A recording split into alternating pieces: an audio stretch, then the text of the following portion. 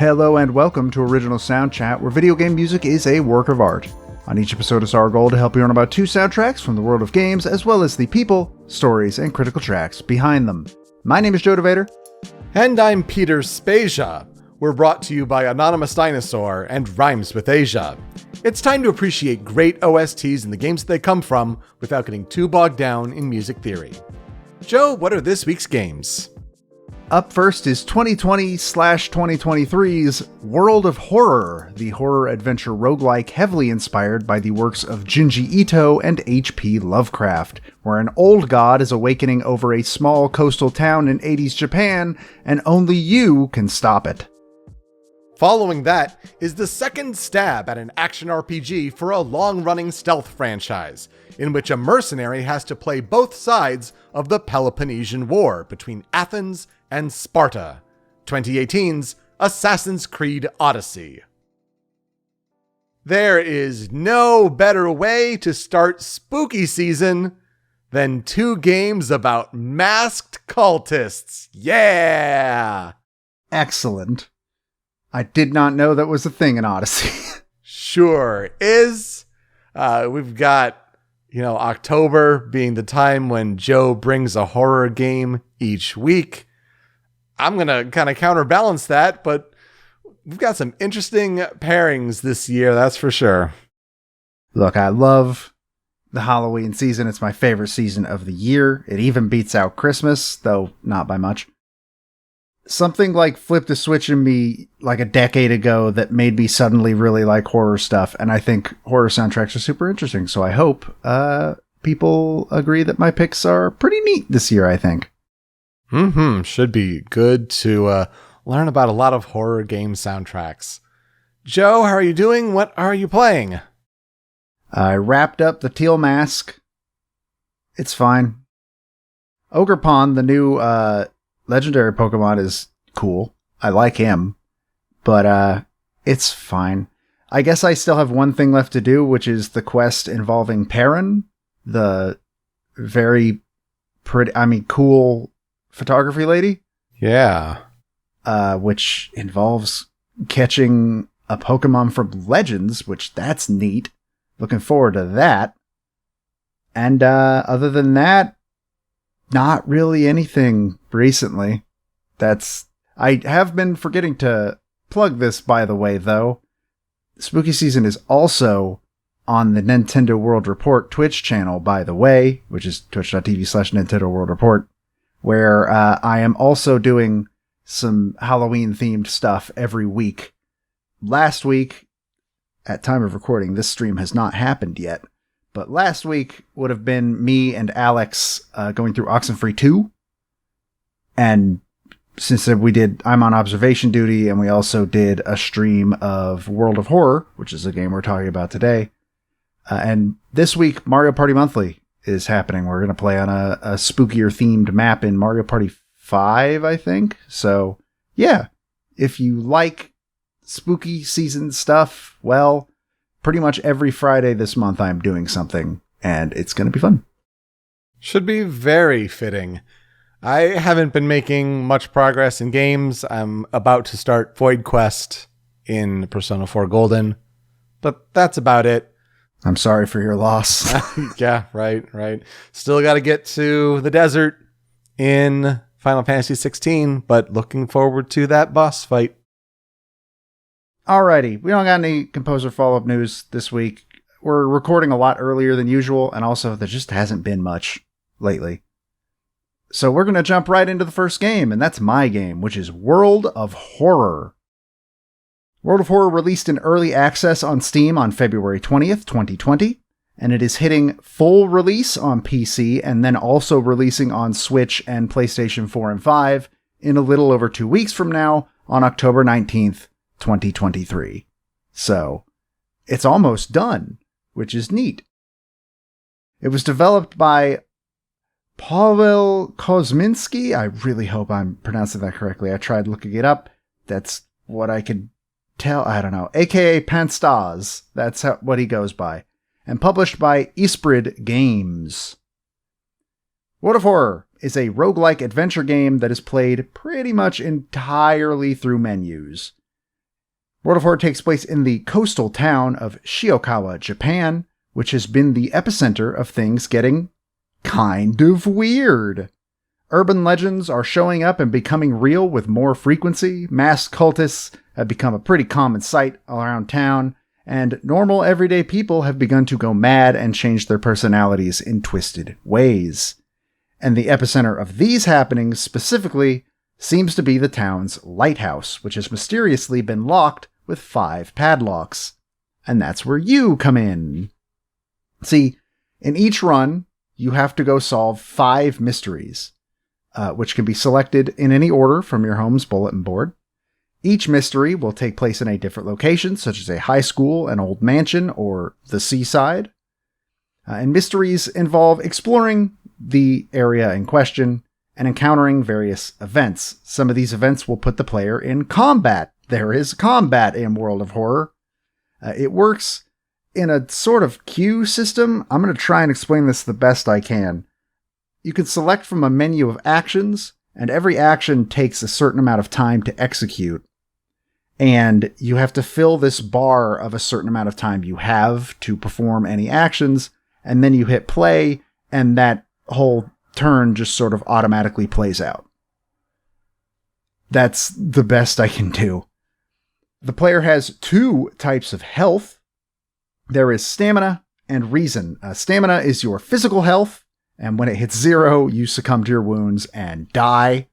And reason is your mental well-being, which, if that hits 0, your mind breaks and you go mad. Both of these will result in a game over. You can regain these, though, by using items or by taking a bath at home between mysteries. There is also a stat represented by a percentage. It is called Doom. Your Doom percentage is the indicator of how close the old god of your run is to awakening. This percentage can increase by wasting time, as I saw it described on the wiki. That basically means, like, if you go into an item shop, or you rest at home, or you take a bath, certain events can also make it higher. If it hits 100%, it's game over because the god's woken up. Events can also include tabletop-style checks that roll against your character's stats, such as strength, dexterity, perception, knowledge, and charisma. And there's also a luck stat, but you never get to see what your luck stat is. It's entirely hidden from the player all the time. And of course, every mystery you successfully solve gives you a key for one of the lighthouse padlocks, and once you've unlocked all 5, you must begin your long, dangerous trek to the top. Once you're there, you can pacify the old god and have successfully saved Shiokawa. And the world, I guess. So, here is where I will ask, do you have any experience with World of Horror? I don't have any firsthand experience. I only remember seeing that, there was an article that said, oh, there's this indie game that's inspired by the visuals of Junji Ito. And we should put it out there, though I guess you can describe it better than I can. Junji Ito, a world-renowned Japanese horror artist. One of the best. Known for deeply unsettling works of art that kind of just tap into that, the Eldritchian sort of like body horror a little bit. Just a very talented artist for a certain specific niche genre. And it's kind of weird to see a game that looks like this with this black and white visual style, but it's kind of trying to emulate that manga look almost on an old PC. Very interesting to see a game like this in this kind of time period, released in early access 2020 and a full release shortly. It's very unusual, and I think it stands out for that visual style. But is it anything I've ever had any curiosity to try or play? No.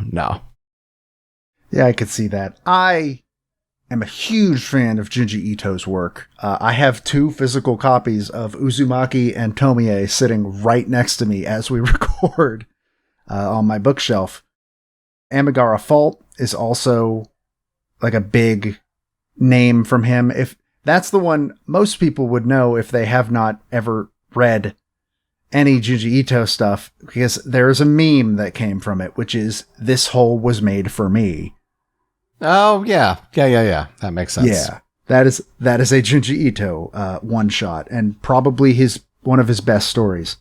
The man who's got a hole in the wall and he's like looking back at the crowd of people, just trying to like visualize it for the people if they've never seen it.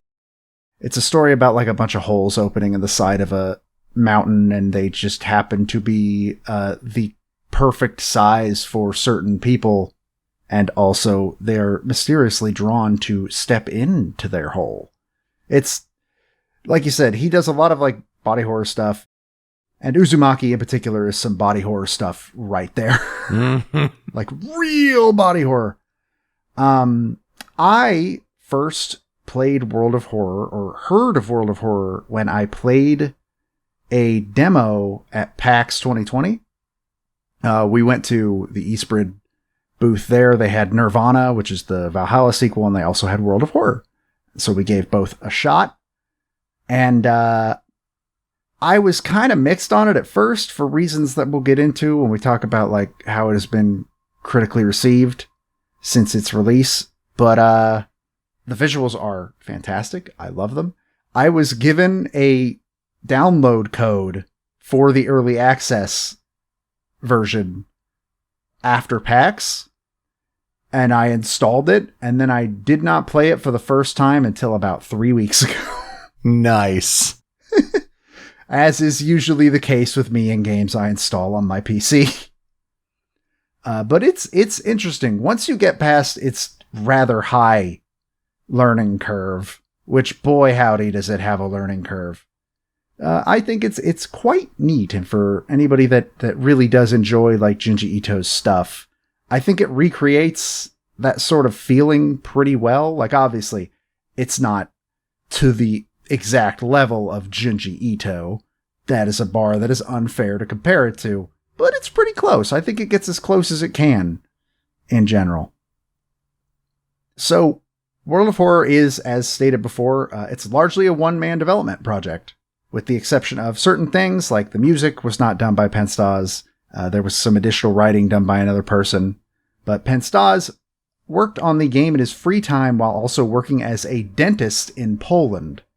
So this is a Polish game, which for some reason I could have sworn this was a South American game, but I think I'm getting it mixed up with Valhalla, which is a South American game.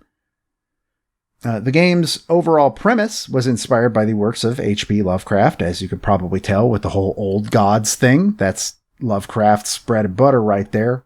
But the game's aesthetic, as we have mentioned, and character designs are heavily inspired by the work of horror mangaka Junji Ito, but it is also largely inspired in general by Japanese horror films from the 70s and 80s. It also takes place in the 80s, 1980X to be precise.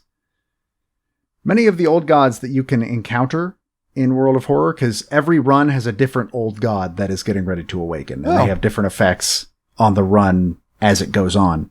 Keeps it fresh. Yeah.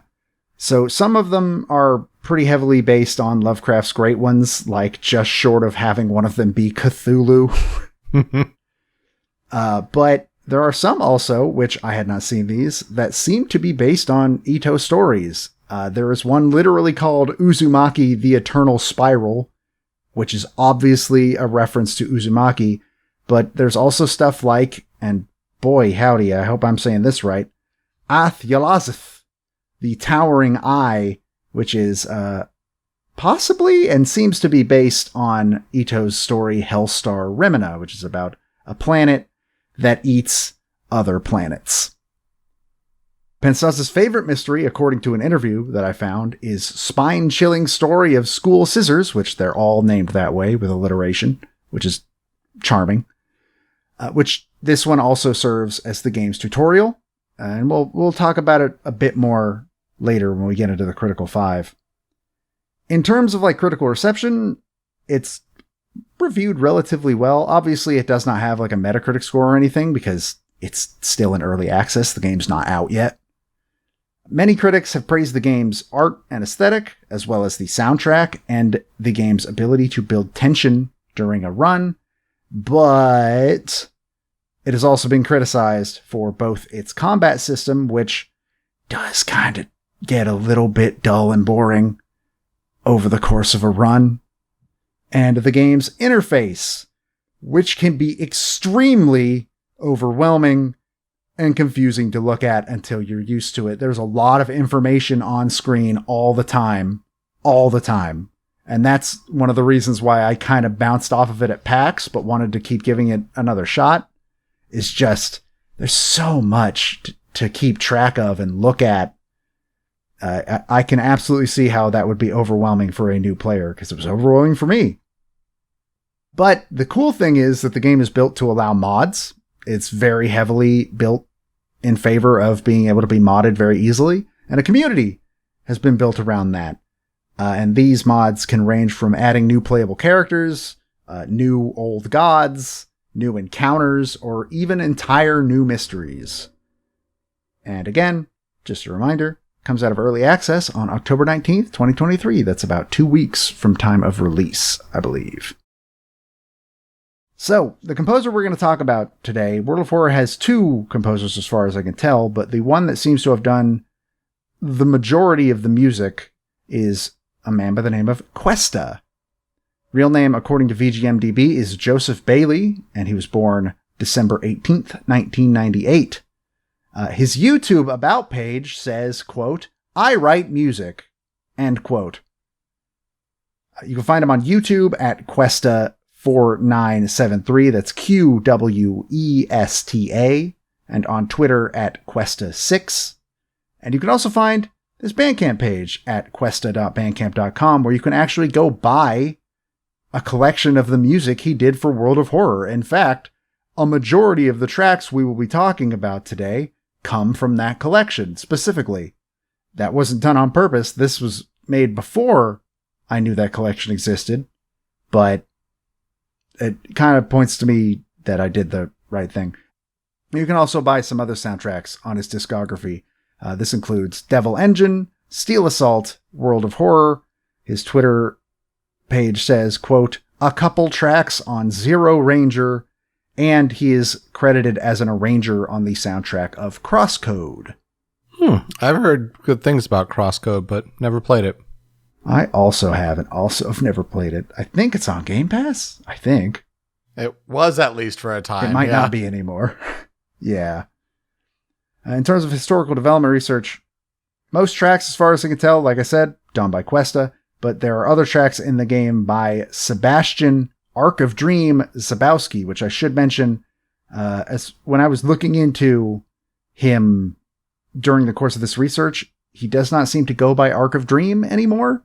His Twitter, I think, said previously Arc of Dream. So take that as you will, but the game's soundtrack credits him as Arc of Dream.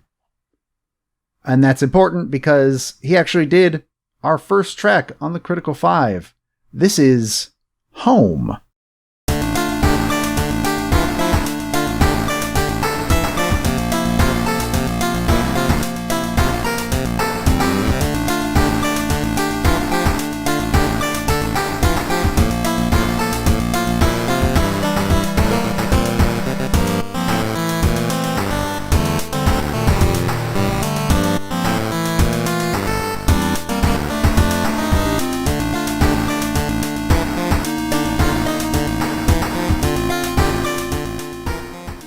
Like I said, this is our only track today that was composed by Arc of Dream.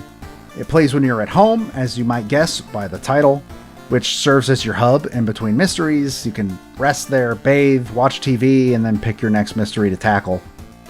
And I like that it has kind of a determined feeling, but it's not exactly a hopeful song. It's still got a lot of minor key stuff to it. And I don't know, I feel like it does a good job of reflecting, like, you don't really have the best odds considering you are a normal person getting ready to take on an elder god. You know, I didn't really expect a Game Boy sound to it, but you know, with the visuals, I suppose that does make the most sense, doesn't it? You're right. With this kind of home theme, we kind of talk about like what last week with Jack Move, of how like there's the bright town theme, and it's like your home base, usually bright, bouncy, but you're right, there is a dark tension here still, and I think that's super appropriate, but yet it is cool. It sounds really neat, and helps you kind of propel forward to your next task. Yeah, the soundtrack is largely very inspired by... It is 8-bit style, but it is not 8-bit. There are too many sounds happening at once to be actual 8-bit. The description I always like for this kind of thing is that it is made to sound like what you remember 8-bit music sounding like, not what 8-bit music sounded like. There you go. Yeah, better in nostalgia than in actuality. Yeah. And we'll hear more of that. I have 2 songs from the same, like, mystery location because I think they're very important. And we'll get to why. But for now, let's just jump into critical track number 2. This is School Investigation.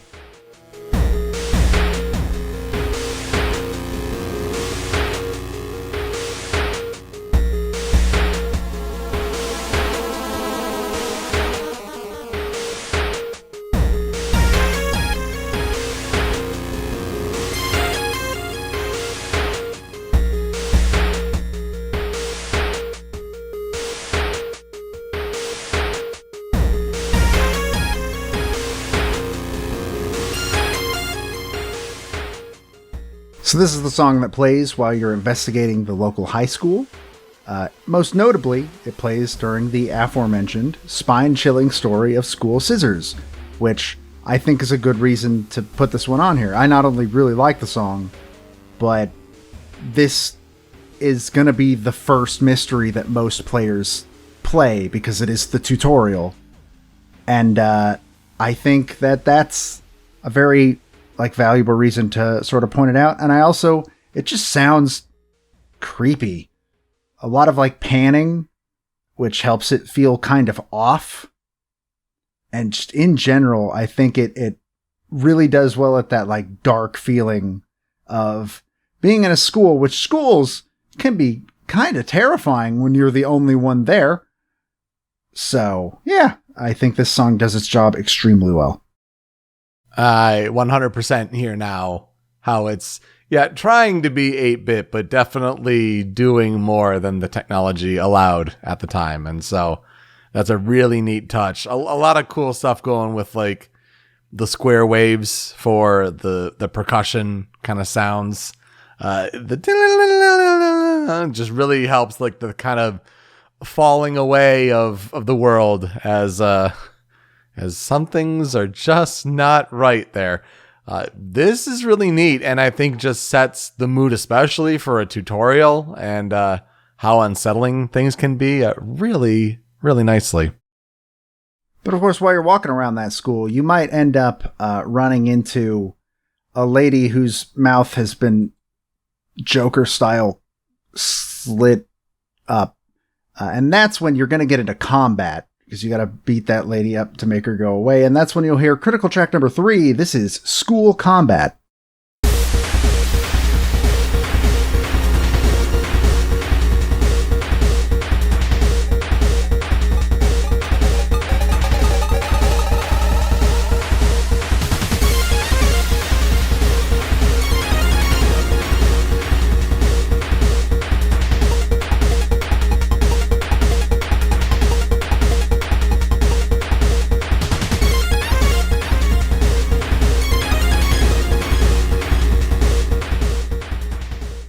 So this is easily my favorite song of the game, 100%. It's just got this really anxious vibe to it. It's got a panicked feeling to it that I really, really dig. That lady does not look normal, and she's also coming at you with scissors, so you should probably do something about that. And a cool detail that the comments on YouTube actually pointed out is that when you are fighting the scissor lady, she actually snaps her scissors shut in time with the music, which I think is really, really neat. And just, I don't know, in general, just this song is a very, very good sort of representation of, yeah, you're in combat, but that combat is like panicked and anxiety driven, and you're in a scary situation. This song is so good. It is excellent.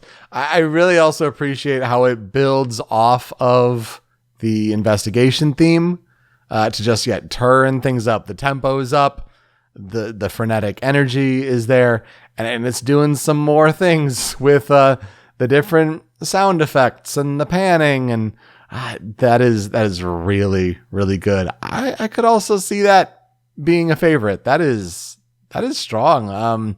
I'm pretty impressed with what this is doing based on the kind of pseudo limitations they're setting for themselves. Let's get into another investigation theme, though. I think this is probably my favorite of the investigation themes. This is Critical Track number 4, Seaside Investigation.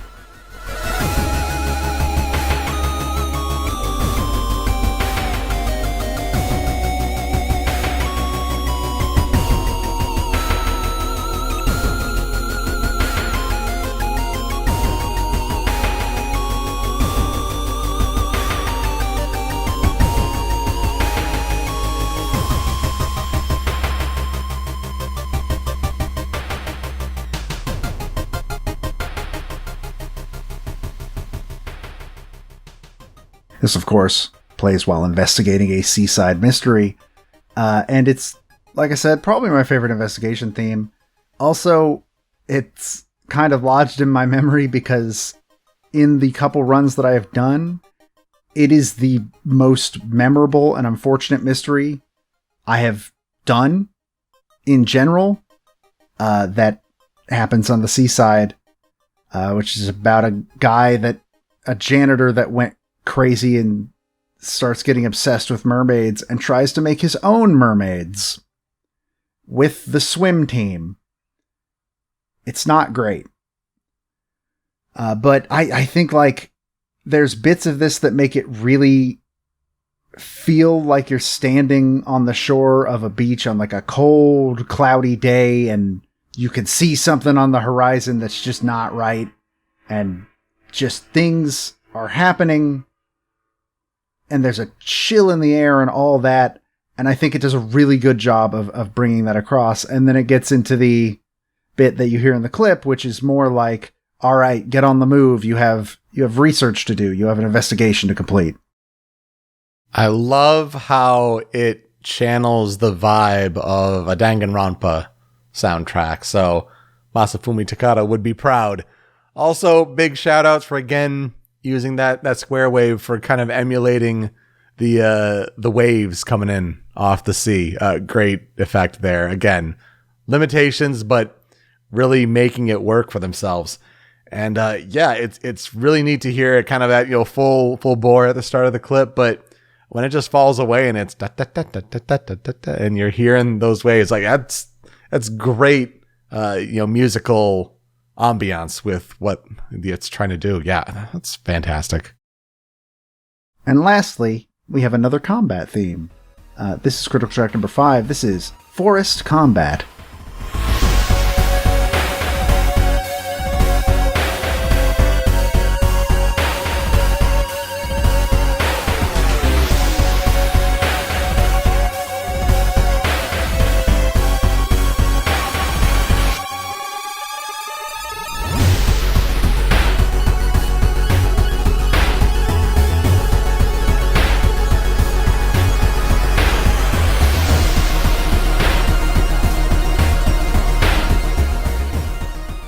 Would you believe that sometimes you'll have to fight a creepy thing in the dark forest? I know, shocking. You would never expect that from a game like this. This song seems to be a fan favorite, as far as I can tell. And once again, it's just got that real feeling of anxiety, but it's kind of more panicked, which to me really brings across the feeling of you are in a dark forest and you are alone, and there's something chasing you at this point. It's really neat. I think this one goes a little bit harder than School Combat, just in terms of anxiety, but I still kind of prefer School Combat personally. Yeah, I agree with that, but this is still really neat with like the chords it's setting up with kind of the higher synths there. And also the bass line is doing some work and setting that deep tension in the piece. This is really, really cool. And I am just enjoying listening to it. I agree with you. I think the School Combat's probably the best track, but don't sleep on this one either.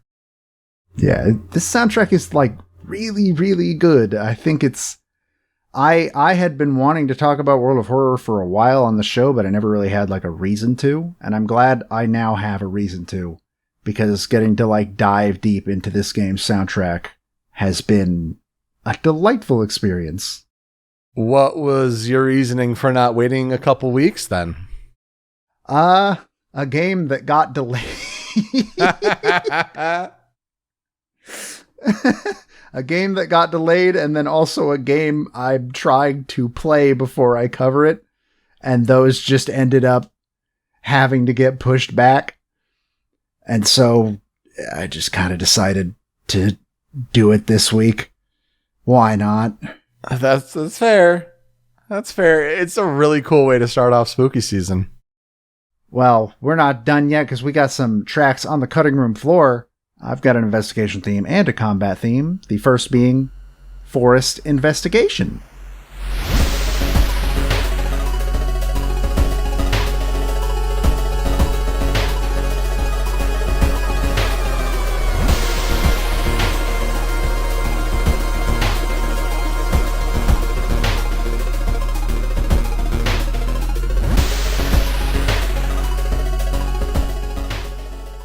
As you can pretty clearly tell, I'm sure, just like School Combat, this is just... The combat theme for the forest is just an amped up version of the investigation theme, and I believe pretty much all of the areas are like that, which is cool. I really, really dig multiple battle themes. I feel like we've established that earlier as well. But, there's kind of a more energetic part after the bit you hear in the clip, but I really, really like the bit in the clip because it does a very good job of sort of giving off this eerie vibe. I don't know if you've ever been in the woods at night. Only a couple times, and I try not to. I spent the night in the open air in the middle of the woods once, all night. And it gets real dark and real eerie, and I think this song kind of brings about that vibe really, really well. Especially those fluttering synths. That is an element that's not in the combat theme, but does an incredible job of setting the unease in the investigation. And that's super cool. Just wanted to really, really shout that out. That's fantastic. And lastly, on the cutting room floor, my second track is Bulletin Combat.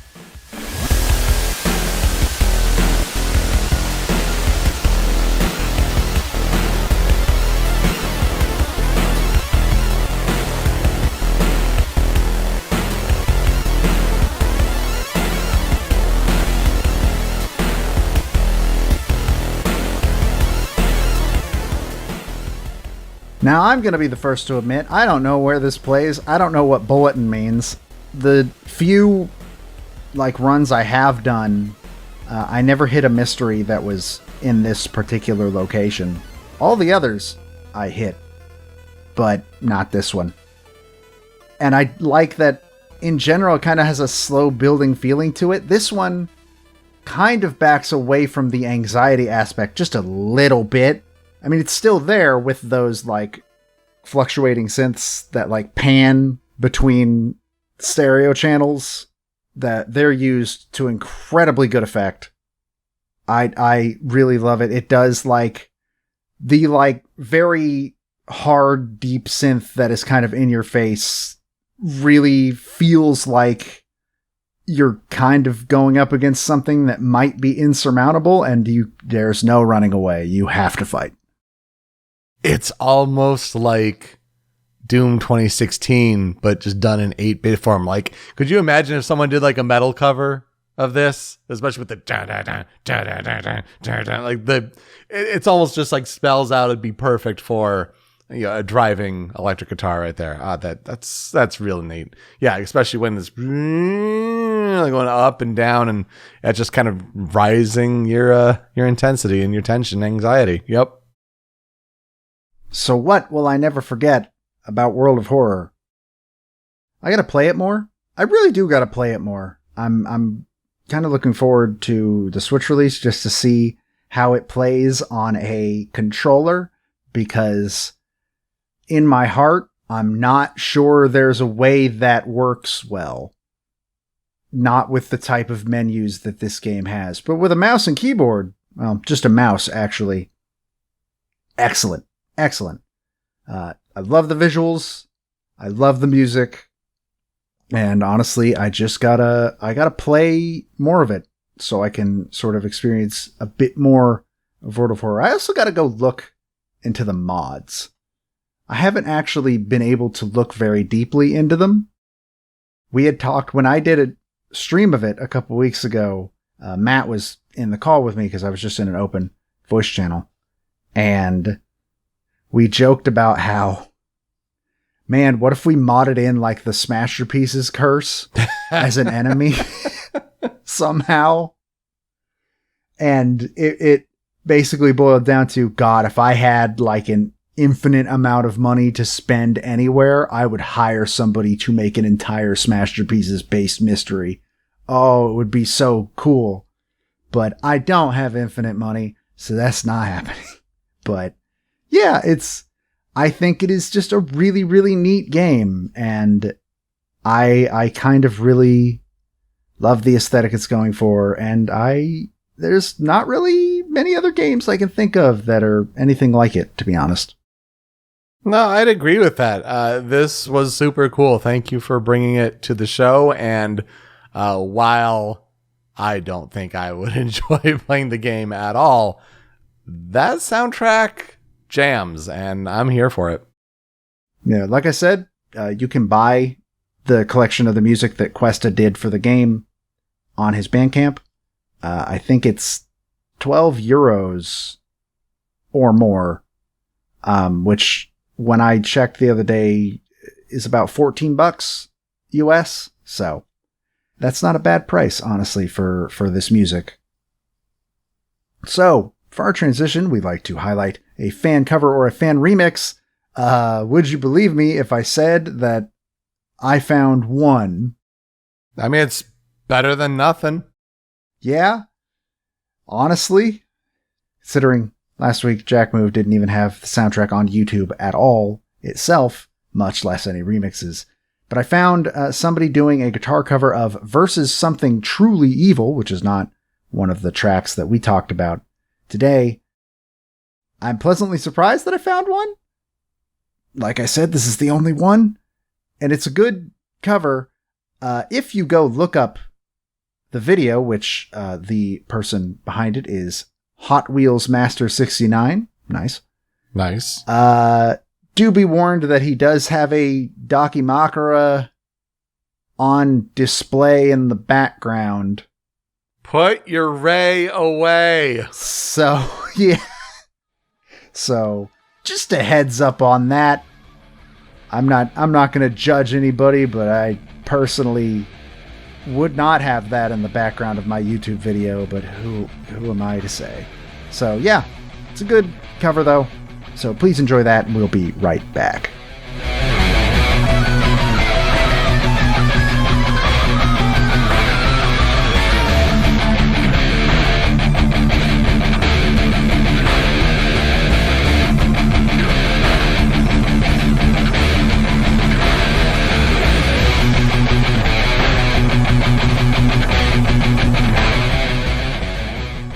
It is an Assassin's Creed release week, and so it's time for Peter to talk about one of his favorite franchises. Not the first time we've talked about an Assassin's Creed game on this show. I talked about Syndicate in episode 10, Assassin's Creed 2 in episode 32, 4 Black Flag in 75, Origins in episode 151, and most recently Assassin's Creed Valhalla in episode 198. And what takes place between Assassin's Creed Origins and Valhalla? Well, it is Assassin's Creed Odyssey, which released worldwide on October 5th, 2018 for PlayStation 4, Xbox One, and PC. It also had a Nintendo Switch release in Japan on the same day, October 5th, 2018, but it was a cloud-based game. Not a surprise why that didn't come over here. More surprising why cloud-based games in general came over here on Nintendo Switch, but that's a whole thing. Though, Assassin's Creed Odyssey was the game that was used by Google to demonstrate the potential of its streaming tech. A whole bunch of influencers got demo access codes to say, hey, try cloud streaming Assassin's Creed Odyssey through Google Stadia. And as a result, it was launched. I'm sorry, I am seeing the breaking news from Jason Schreier that Jim Ryan is stepping down of PlayStation. Well, damn. That's going to date this episode, but that is hot. Alrighty. Anyway, well, yeah, Assassin's Creed Odyssey was a launch game for Google Stadia on November 19th, 2019. In August 2021, a patch boosted the frame rate to 60 frames per second on the current gen consoles, Xbox Series X and S, and PlayStation 5. Assassin's Creed Odyssey was developed by Ubisoft Quebec, with assistance from Ubisoft Studios in Montreal, Bucharest, Montpellier, Singapore, Shanghai, Chengdu, Kiev, and Pune, as well as external studios Spearsoft and Technicolor. The game is published by Ubisoft. Assassin's Creed Odyssey, like its other games, Origins before it, Valhalla after it, it's a third-person open-world action-adventure stealth game with RPG elements. It is the middle part of that trilogy of Assassin's Creed games. Origins came out in 2017, Valhalla a couple years later, after Odyssey's 2018, that released in 2020. And these games opt for a level-driven, loot-rewarded, Witcher-like open-world experience, and combat that shifts from a Batman Arkham-like counter-streak system from the original stealth games to more of a Soulsborne-inspired dodge, parry, and strike mechanic combat system. There are a few new things in this game compared to Origins, though. First of all is a male and female choice in protagonist. There are dialogue options and multiple endings based on them. There is an expanded Order of the Ancients quest. There are gameplay options of guided or exploration mode, which differ how easily waypoints are given. If you want guided mode, you get the quest, you get the waypoint right away, boom, no worries. But if you want exploration mode and kind of have to explore the world and map around you, the finding the waypoint takes a little bit of work. So it's really about how much work you want to put into that. I played on guided for what it's worth. Give me that waypoint and have me run to it. There is actual freedom of naval exploration and combat as you explore the Aegean Sea, not like the scripted ship sequences in Origins. And also there is a magical spear that you can throw around the map a limited amount of times that makes stealth less critical, but also way more fun. The story of Assassin's Creed Odyssey is deep, and I tried my best to simplify it for you as much as possible, so here we go. While Assassin's Creed Origins was all about the creation of the Hidden Ones, the forerunners to the Brotherhood of Assassins, Odyssey is the earliest set game in the franchise.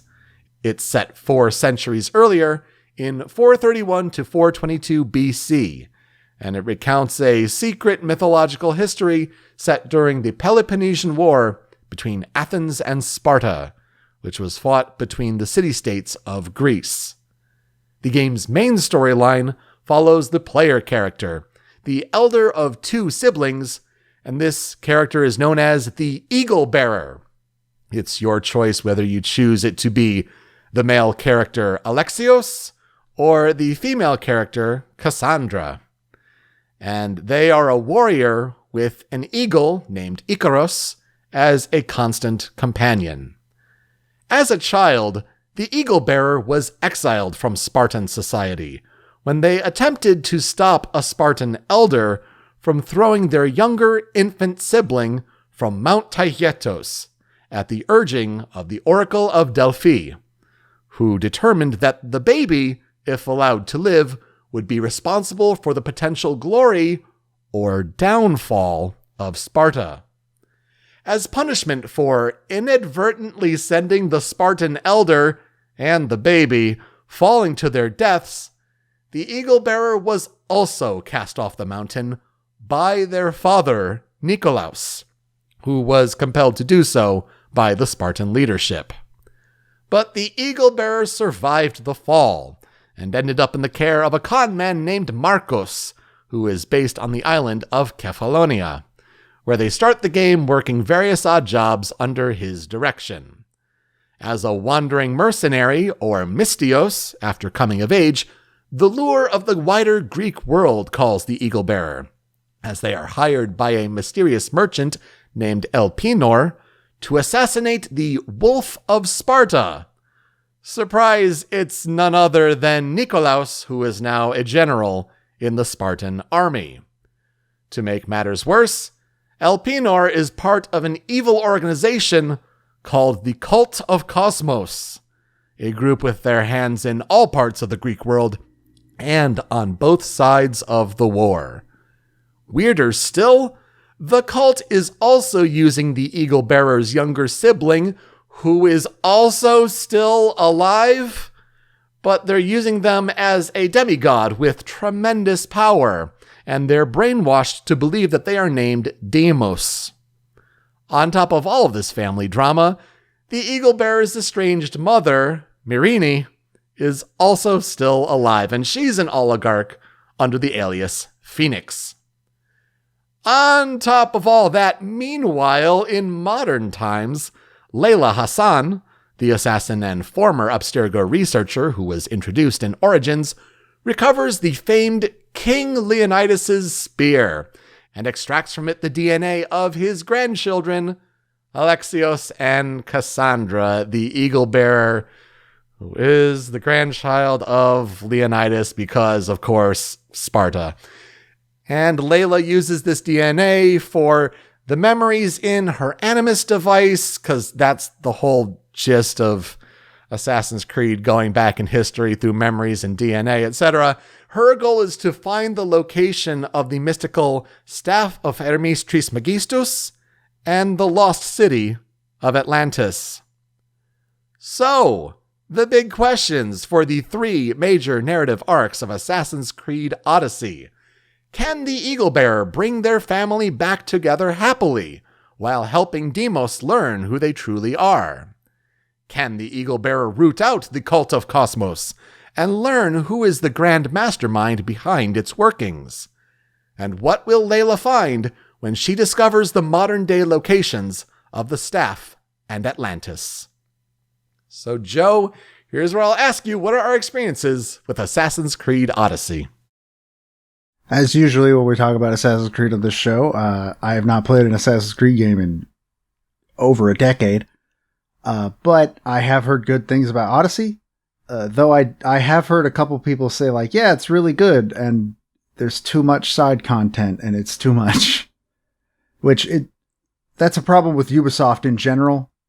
By God, do they like to pack their open worlds with so much side content. And usually not like the really good side content is the majority of it. But I have heard good things about Odyssey. I never did end up picking it up. But otherwise, I know most people play as Cassandra. That's all I know. I don't know. I don't even think I know what the guy looks like. Every clip I have ever seen has been of Cassandra. Yeah, that's fair because Cassandra is like the canon choice. If we're being honest, definitely is also who I played as. Alexios has kind of shoulder length brunette hair and kind of more of like goatee facial hair going on. Talks with like a deep, gruff voice. He also has a really well done characterization. Both great performances from the actors, no doubt. But Cassandra was kind of the one that the gaming world was taken with, and we'll see evidence of that further. For me, Assassin's Creed Odyssey, I think, is my favorite Assassin's Creed game to play. I don't think it's the best one, but I think if you're trying to get back in the series or try one that doesn't feel too bound by the trappings of the lore of the franchise, after all, it's a game that, because it's the earliest set and you're just a wandering mercenary playing both sides of Athens and Sparta with no real allegiance, honestly, you're not trapped by the whole assassins and Templars and fights over the course of history kind of thing. It's a pretty good one to get into, and it's really light on the stealth. It makes it easy but fun. Throw that spear around, which is an ability that's seemingly kind of carried over in a way into the new Mirage game. So we'll see how that kind of plays out. But man, this game's so fun to play. I love the franchise and I love this game so much so that I played it to 100% completion. And that's a lot. That's a lot. I didn't do all the DLC to completion, but Platinum Trophy, all the quests, it's a lot of content. You're absolutely right on all those critiques, and those are things that we'll get to shortly. Assassin's Creed Odyssey's development commenced shortly after the release of Assassin's Creed Syndicate in 2015. And this marked the shift of Assassin's Creed game design in order to keep the franchise fresh. While 2017's Origins, which was developed by Ubisoft Montreal, that marked the transition to a larger open world with an emphasis on player progression, Ubisoft Quebec's Odyssey further facilitated this transition by introducing role-playing elements and choices. And since Origins was released a year earlier than Odyssey, this allowed the Quebec team to incorporate changes to the game after listening to player feedback. According to Stephanie Anne Ruata, an in-house historian from Ubisoft, Greece's status as the birthplace of democracy and philosophy was contrasted with landmarks based on Greek gods and mystical figures. And this contrast helped reflect the conflict between chaos and order, which is a central theme established throughout the Assassin's Creed series. During the audition process, the team looked for Greek actors, or at least actors with Greek ancestry. And Elias Toufexis, who played Adam Jensen in the recent Deus Ex games, was chosen to portray both Leonidas and Nikolaos. During his audition, he said that he was asked to read out a script from The Godfather with a Greek accent instead of the game's actual script to ensure that the game would not be leaked early.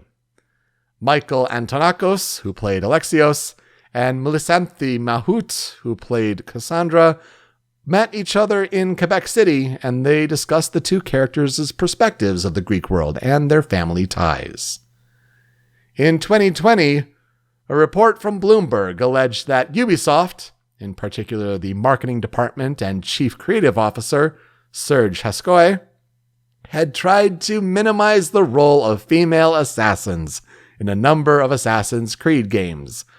We talked about this in the Assassin's Creed Origins episode, where Aya came to mind, a character as the protagonist Bayek's wife, who certainly had much more planned out for her, but big corporate forces kind of truncated all of that. Initially, Cassandra was expected to be the sole playable character in Odyssey, but the option to play as Alexios was only added to satisfy the demands of the executives. Not a surprise there. That sounds about right.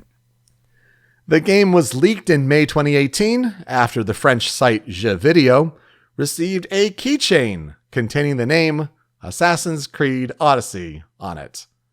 Well, the game would officially be revealed about a month later at E3 2018.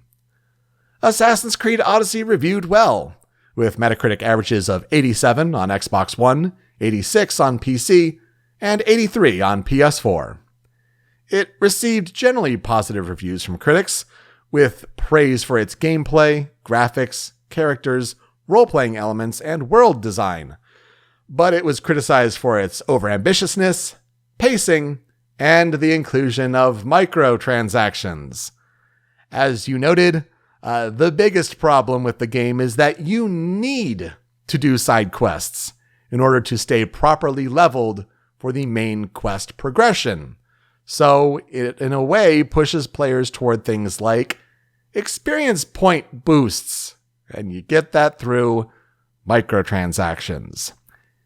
If you play thoroughly like I do, it's fine, it's great, it's good side content, actually. It's better than Origins, to be honest. But it's definitely a problem for people who just like to mainline the game. And yeah, obviously a problem, something that should have been fixed. Also, narratively, while it was neat to be a mercenary outside of the assassin Templar trapping, there is no point to picking a side in the war between Athens and Sparta. Even though you are a Spartan, you owe that country nothing, as they betrayed you, and it's really based on going to the area and what needs to be done. And so the map is a mess. There's a whole mechanic of like, go on the battlefield and have control of the area, change sides, and it doesn't matter. It means nothing. You're just playing both sides, as you probably should. The game sold more than 10 million units as of March 2020, about as much, if not slightly more, than Origins, but there was a 10% shift preferring digital sales compared to the year before. Also, revenue earned from microtransactions was 170% higher in Odyssey when compared to that of Origins. Not a surprise when they pushed it so hard. Gross. 2018, pretty busy year for games. So Odyssey was nominated for a lot of awards. Didn't really win much of anything. It was nominated for 4 awards at the Game Awards, including Game of the Year, Best Art Direction, Best Performance by Milisanthi Mahut, and Best Action Adventure Game. It was nominated for Best Game and Performer, again Milisanthi Mahut, at the BAFTAs. And it was nominated for Outstanding Achievement in Character, again Cassandra, Story, and Role-Playing Game of the Year at the DICE Awards. It was also nominated for Best Original Video Game Score at the Ivor Novello Awards. The legacy of Assassin's Creed Odyssey. There was a lot released for this game because its time as a release in the age of the game as a service model meant that the Ubisoft development team was split into 3. One team worked on quality of life changes, another worked on free content, and the last team developed the 2 paid story expansions. Because of course a season pass was included not only with the 2 episodic expansions, each of the 2 paid expansions was broken up into 3 episodes, but it also included remastered editions of Assassin's Creed 3 and Assassin's Creed Liberation, which eventually would be sold standalone, but you got it in the season pass and first, so there you go. The 2 paid expansions are Legacy of the First Blade, which released from December 2018 to March 2019, and then Fate of Atlantis, which released from April to July 2019. The first one, Legacy of the First Blade, had some controversial things, shall we say, especially with Cassandra and her character and how they progressed with things and how a family was involved, let's say. And then the second one was actually pretty important. It was kind of cool that like they took you to different mythological settings. You went to Hades, you went to Atlantis. It was big on that kind of mythology. And it also set up big plot points that would be continued in Valhalla. Also, there was the Discovery Tour Ancient Greece mode, which was the next educational mode in the series that lets the player choose between roaming the world of ancient Greece to learn more about its history and daily life, or embarking on guided tours curated by historians, and this was released for free in September 2019. Of course, a sequel, Assassin's Creed Valhalla, was released in November 2020. Near the end of Valhalla's content life, the game was updated with a free quest, where protagonist Eivor would meet Cassandra to solve a mystery, and this only further solidified Cassandra as the canon Eagle Bearer. Meanwhile, Odyssey was also updated so that Eivor Varen's daughter, so the female Eivor, would meet the Eagle Bearer on a similar quest. Also, the positive critical reception to Odyssey prompted Ubisoft to greenlight Immortals Phoenix Rising. Remember when that game was named Gods and Monsters? Probably a better title, but hey, no controversy from the energy drink company, so there's that. And that featured various gods and monsters from Greek mythology, and that launched at the end of 2020. Assassin's Creed is now going back to its stealth gameplay roots with Assassin's Creed Mirage, and that's exploring the backstory of Valhalla side character Basim in 9th century Baghdad, and that is out this week on October 5th. Cassandra, though, is also one of the featured protagonists alongside Ezio from Assassin's Creed 2 and Connor from Assassin's Creed 3 in Assassin's Creed Nexus VR, which launches on November 16th, 2023 on Meta Quest.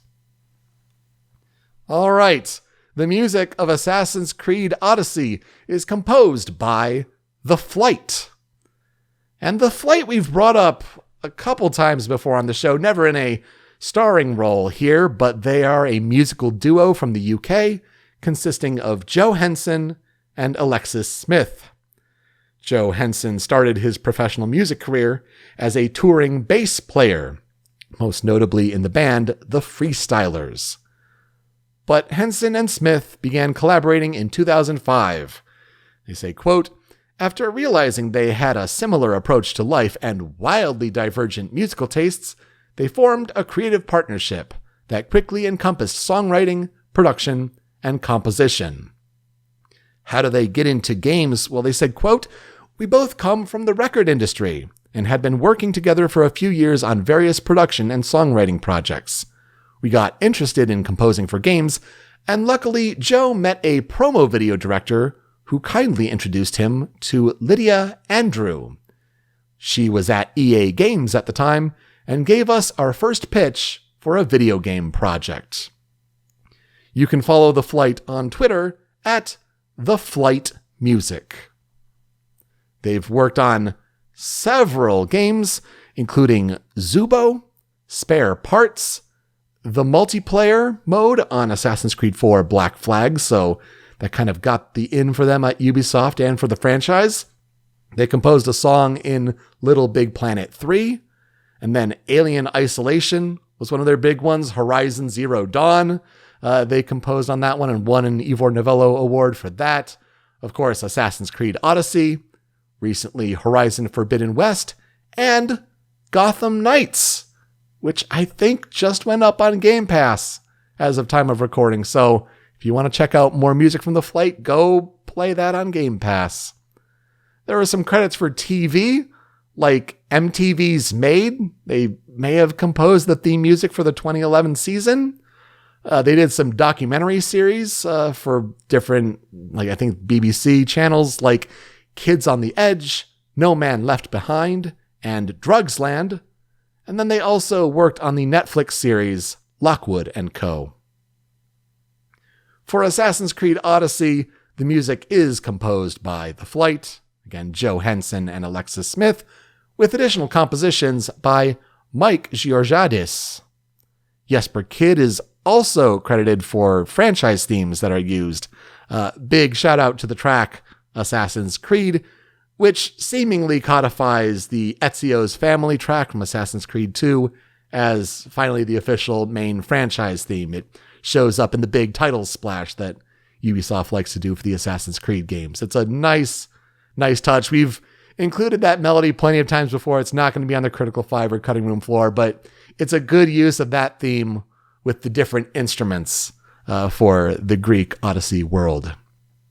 The flight was still in touch with that game contact Lydia Andrew after her move to Ubisoft, so she gave them the in to pitch on Odyssey. And since Odyssey is a massive role-playing game, the team described the music composition process as an intimidating challenge, especially since they were not given a lot of time to complete the production of the game's soundtracks.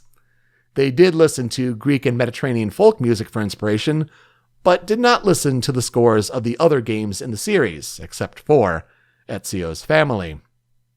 The team purchased and used dulcimers, lyres, panpipes, and a bouzouki during the recording process to give the music, quote, a strong geographical stamp, end quote.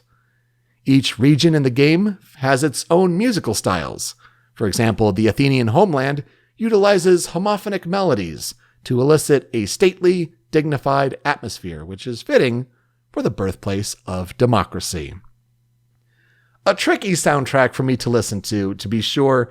I don't think it's one of the strongest overall in an amazing franchise filled with lots of great music, but there were plenty of tracks that jumped out at me as like, oh, yep, I certainly remember that while playing this game a whole lot. And when it comes to the 5 critical tracks for Assassin's Creed Odyssey, no better place to start than the main theme. This is Legend of the Eagle Bearer.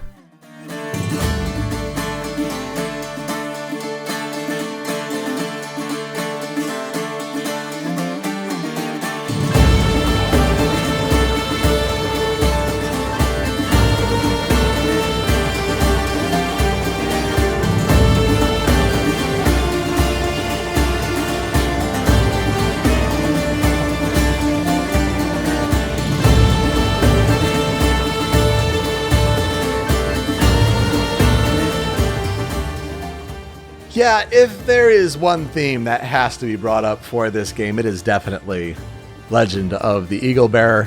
It plays on the main menu, and it's one of those as the game loads, it's good to hear the whole theme, even that stringed. I think it's the bouzouki, the jung jung jung jung, and then goes to the full hit there. It really sets the tone for the instruments that are used to represent the Greek world. And man, it's just a really triumphant sounding theme, which is crazy because the flight talked about how, some tracks, like some battle tracks, were really tricky and took a lot of iterations. But this theme, they composed this theme in an hour. Damn. It clearly stood out as the one that should be used. And the undeniable choice to at least not only start out this Critical 5, but has to be here. One of the best tracks, I think, in the game. Yeah, I really dig. I think you're right. I think it is the bouzouki there. I just sort of dig that kind of like vibe in any song in general. And it's used really well here. And composed in an hour is a lot. Wow, okay. Pretty impressive. Not gonna lie. The next track, though, really hits you hard as the game opens and the narrative shows off the world. This track, critical track number 2, is called, fittingly, Odyssey.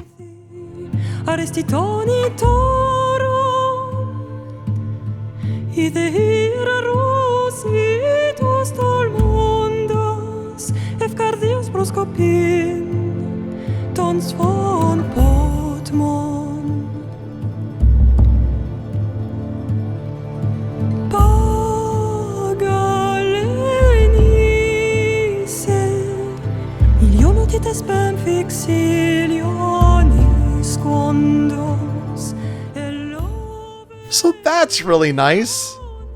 Just really pleasant Greek vocals here and just shows off the beauty of the language. This plays during the opening shot of the game as it establishes the environment, the beautiful colors of the portrayed Greek world. You often see in like Greek art, it's like a lot of muted, desaturated colors. No, Greece pops in Assassin's Creed Odyssey. Blues for Athens, reds for Sparta. And vocals for this Greek version, because there's also a modern version, but this has vocals done by Fanny Perrier Rojas. Yeah, just a gorgeous opening with Icarus flying around and then landing on the Eagle Bearer. Cassandra, if you chose well. But just, yeah, a really, really pleasant way to start off the game. Doesn't give like the big epic fanfare to show off the world, but just highlighting the natural beauty and kind of sets you in nicely. Yeah, this is a really, really nice song. The vocals are fantastic. And I genuinely don't know what else to say other than I really, really like the vocals of this song. I'm curious as to what the modern version sounds like now. I'll have to check that out later. Yeah, it adds a little more modern instruments and puts it in English, but it's pretty good. But this one definitely has an impact right away. Number 3 on the Critical 5 for Assassin's Creed Odyssey. Let's get some combat music. And this one is called A Spartan Fight.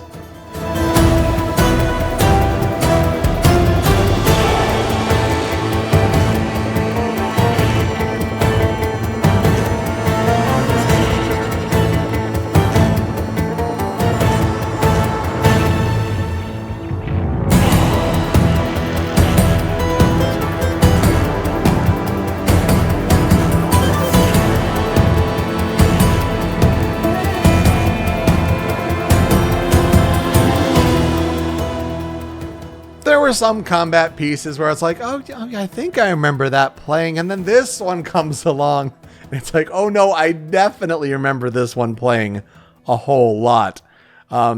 People point out that it probably plays most in Spartan camps as you go across the Greek world and the different city-states. Depending on what area is controlling the city-state, there are different forts that are obviously controlled based on the controlling interest. And if the area is controlled by Sparta, you get Spartan music. If the area is controlled by Athens, you get Athenian music. And this piece in particular, with like the big horns and orchestra coming in, the vocals almost chanting in, and with that the stringed bouzouki going in, like, it's really, really sets a cool tone, especially if you're kind of going off of the game's Nemesis-like system. When you commit crimes in past Assassin's Creed games like kill civilians, there could be a way to desynchronize and kind of have you respawn at a certain point. But there's kind of like a GTA-like wanted system in this game if you commit too many crimes, and it sends the game's roaming big bads after you in a way that kind of levels and scales with you. But yeah, if you commit enough crimes and you get one of these kind of big bads after you, it makes raiding a fort a whole lot tougher. And it kind of reminds me of the chaos of things like that happening. So yeah, great combat music. I don't think anything too much stands out compared to a lot of other combat music in games, but the instruments, the mood, the tension really struck with me, and something I remember fondly with this game. It also, albeit just slightly, has my favorite thing to be in a battle song, because it never ceases to be hype, which is chant. Yeah, vocal chantings are always so powerful. You can hear exactly one in the clip, but I absolutely love when they put that in battle tracks and stuff. It's so cool. And it fits Sparta a lot, from what I understand about Sparta. Yeah, I would completely agree with that.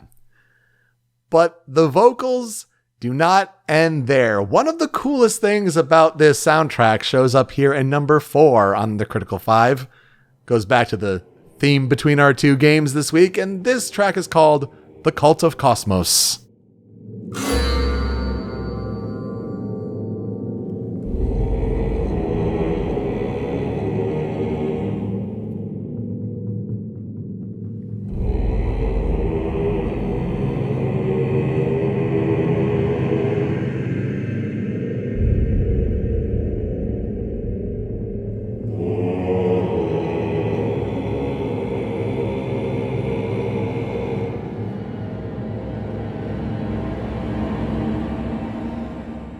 This leitmotif, man, let me tell you, it's a simple clip. I know.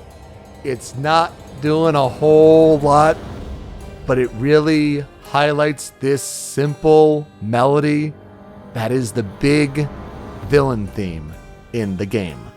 The piece does more with it later down the line, adding more instruments and more mood. You hear that stringed instrument, that guitar hit at the beginning. But man, the power that this leitmotif has in the game to represent this seedy cult.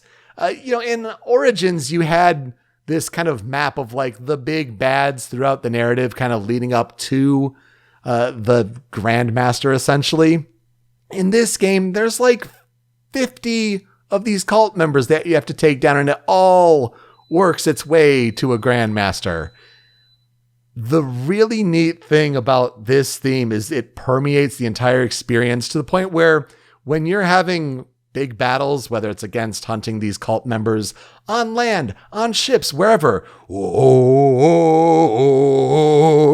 the vocals of this theme will come in, and it's a great, creepy representation of this cult of Cosmos.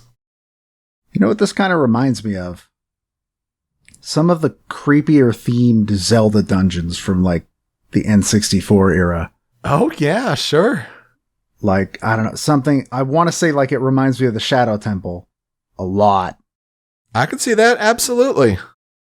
And yeah, it works very well to give this called a very creepy atmosphere. Now we just got to make it 8-bit and you could just put it in World 4. Dude, how cool would that be? There are mods you'd be able to do that with a mod, I'm sure. Someone's got to listen to this show and make that happen. We'll wrap up the Critical 5 for Assassin's Creed Odyssey, though, with one of the bigger boss fights in the game, aptly titled Medusa.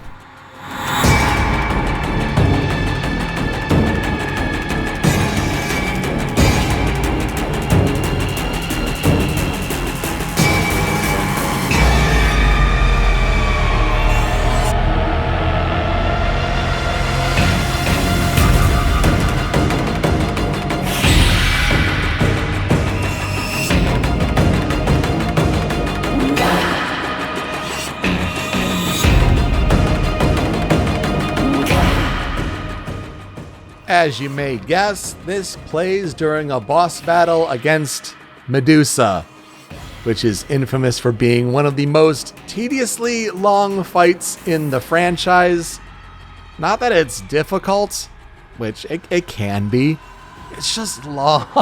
It's a long fight.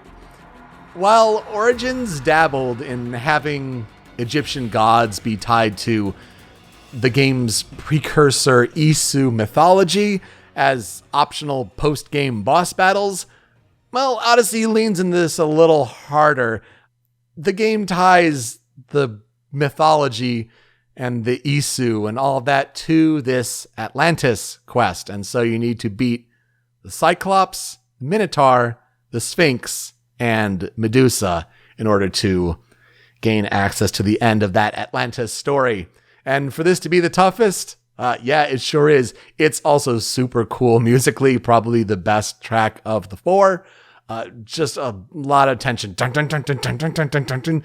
But these little shrieks and vocal affectations really fit with the petrifying gaze of Medusa, which can just be especially frustrating. And also just the snake kind of coiling underneath it. Just a really neat track that kind of highlights the end of the game.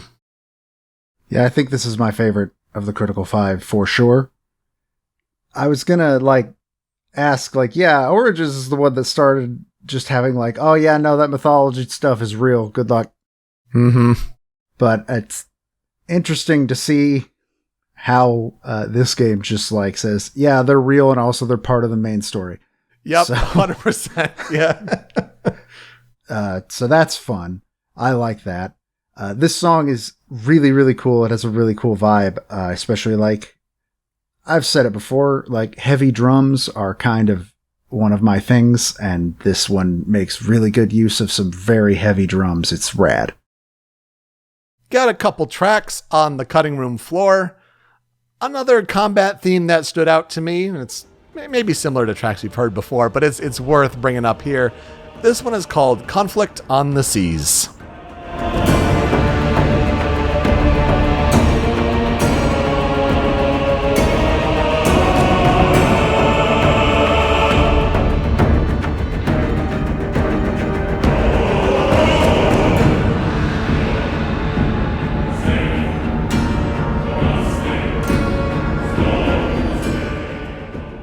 Man, there's something to, not only having your own ship, the Adrestia, you have your own crew that you can customize. If you get enough different Ubisoft rewards, you can have Assassin's Creed characters from other games show up as lieutenants on your ship. That's kind of neat.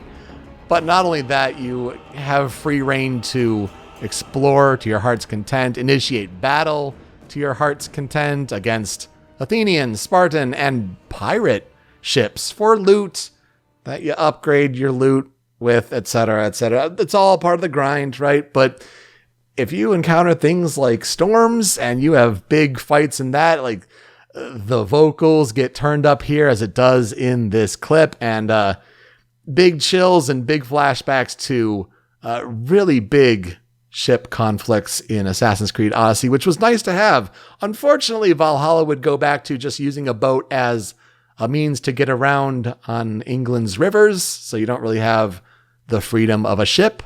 But it was nice to kind of have a little callback to Assassin's Creed 4 Black Flag with this, even though it sure sounds piratey and shippy. Looking at you, Pirates of the Caribbean. Yeah, Pirates of the Caribbean is right. But yeah, I really dig the vocals in this one as well. You were saying they only when you get into a battle, is it if there's a storm happening, the vocals come in, or is it just in battle in general? I feel like it's either during a storm or if you're against a big enemy, not necessarily a cult member, but if you're kind of in a little over your head, the clip represents more of the instrumentation and the vocals coming in. Earlier in the piece would be more of just a regular conflict, but yeah, kind of liked hearing the big instrumentation there. Yeah, it works well for that at least, because for a storm especially, I think, because it adds that sort of sense of something neutral and bigger than you that is also now taking part in this, like nature. Mm-hmm. And I think that's kind of cool. But this soundtrack can also have moments of true beauty, and one track that emphasizes this is the other track on the cutting room floor. This one is called Atlantis.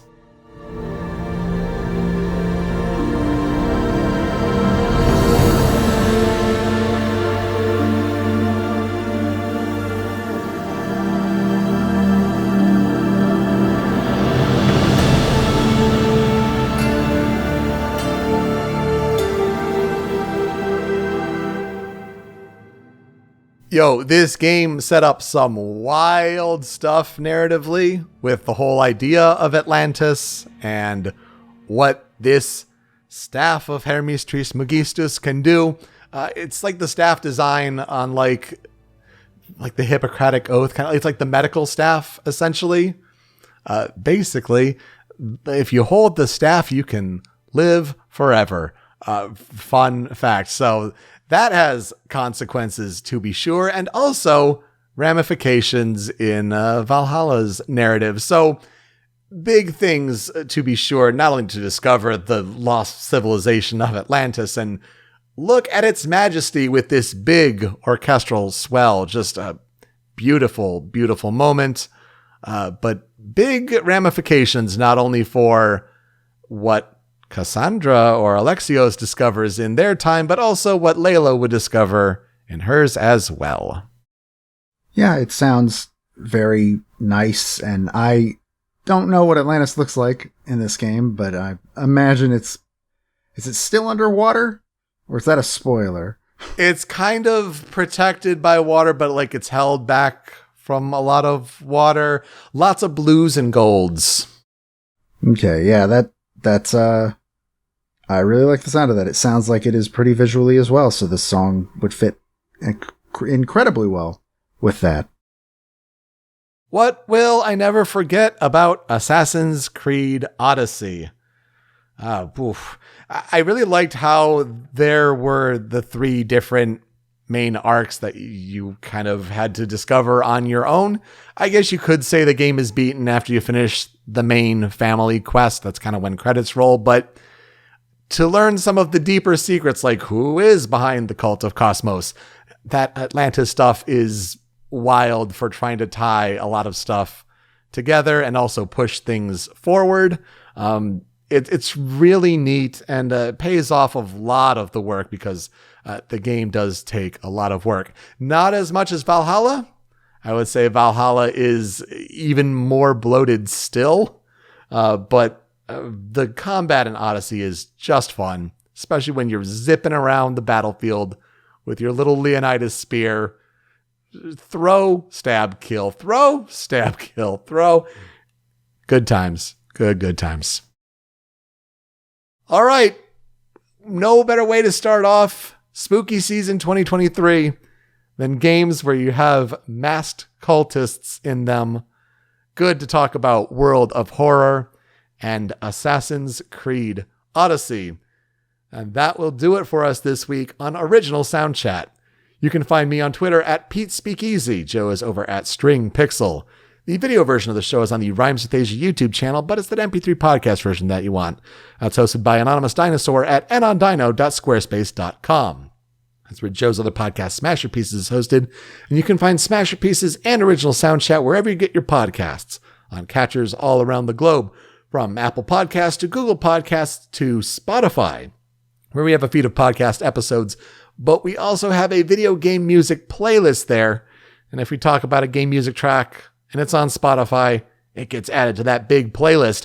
Joe, what's being added this week?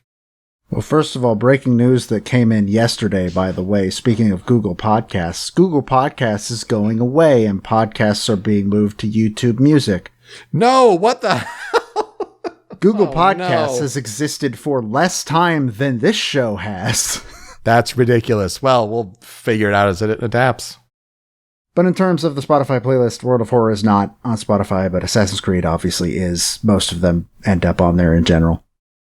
That makes sense, unfortunately. When you're done listening, you can find the show on social media at Soundchat OST. Leave some feedback for us. How are we doing with these episodes? What do we miss on our lists? And you should give us some suggestions for games to cover in the future. All right, Joe, as spooky season continues, who are we talking about next week? I'll be talking about Philippe Vacher. And I'll be talking about Nainita Desai. Oh yes, when we talked about that game coming to the show, it's finally coming to the show.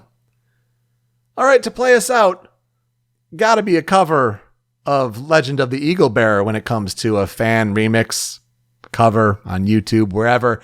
And the YouTuber Tangled Grove has a really nice folk cover. She says it features a violin, an Irish bouzouki, a hurdy-gurdy, acoustic bass, a didgeridoo, a darbuka, and a frame drum. And it sounds really neat. I definitely enjoyed this cover a whole lot, so please enjoy. Thank you so much for listening this week on Original Soundchat. We'll see you next time. Take care.